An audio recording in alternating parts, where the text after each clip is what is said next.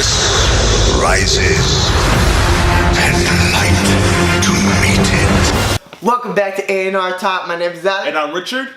Before we go into our discussion, just make sure you like and subscribe to the channel for all your movie news topics.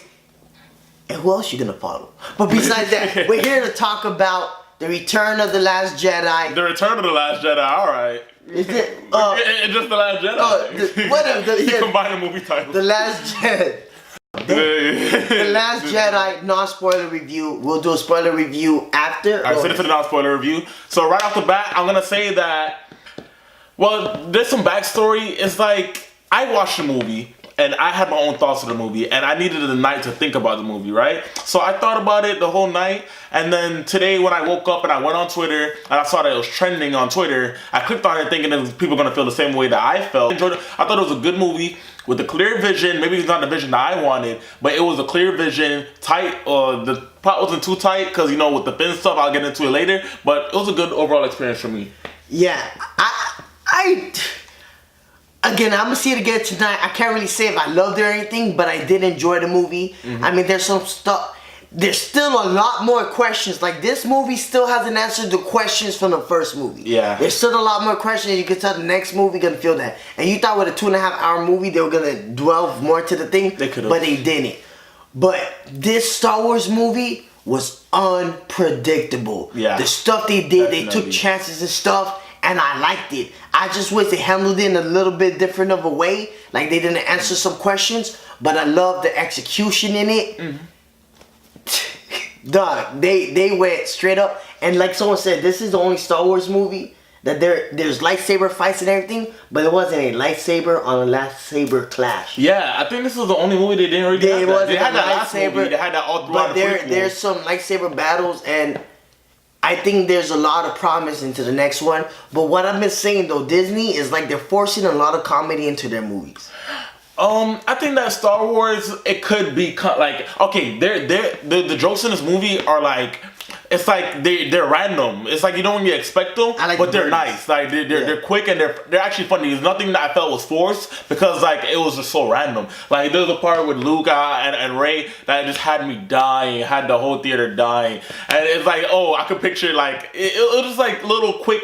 And Luke's character right now in this movie, he's older, he's weathered, and he has those wisecracks like you expect from any old guy, and it's funny as hell. Luke, yeah, you could tell that Luke is a battered old man for the stuff that happened, and I believe that so much. People don't like it, but I'm like, yeah, because when you become a Jedi, they want to get you as a kid so they could groom you and teach you about feelings and how to don't let how to that balance dictate, yourself. don't let that because that's past to the dark side and stuff like that. So Anakin, the problem with Anakin is like he became a Jedi kind of late, and then emotions at the end of the day. Not really kind of late. He started from when he was a kid, remember? He was like 11. And even Yoda, and then they said I was still too old. Like, you should be younger than that. And then Luke was probably almost 20. He was. Who was 20? Yeah, he was just about. And then he never really had a teacher. He had Yoda for some years. But even then, being that old, being taught, you feel me? It's hard to get what you've known as human all your life with all your feelings and emotion to get that. So Luke, and then all the failure that he's been going through, it's only true. It only feels real. But this movie, the action's good. I just wish 10 minutes was taken out of the movie that wasn't needed there. There's this Finn adventure that it felt like it really was.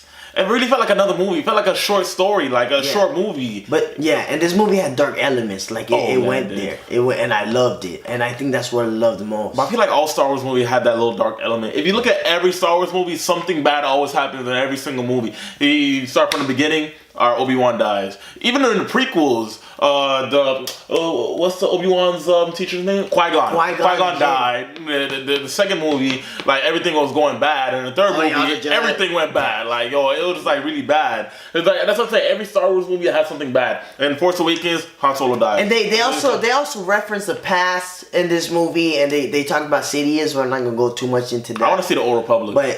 But this movie, it went dark, and the battle sequences, and they even. I don't want to say this. I want to say this for spoiler talk, but this movie is watch. I enjoyed it. I enjoyed it. You guys enjoyed. What would you give it? What would you give the rating? I'll say a 4. 4. I'll give it a 4. Okay, I'll give it a 4.